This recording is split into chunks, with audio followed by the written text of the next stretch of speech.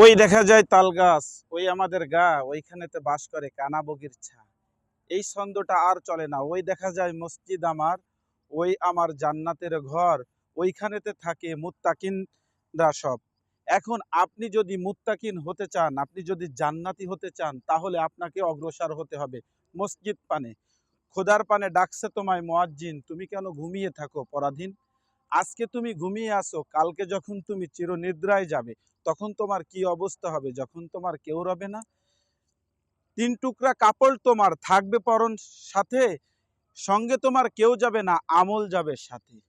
আমল যদি ভালো করো জান্নাত পাবে তুমি, আমল যদি খারাপ হয় জাহান্নামের আসামি তুমি। আজকে তুমি আসো দুনিয়ায়, কালকে তুমি থাকবে না।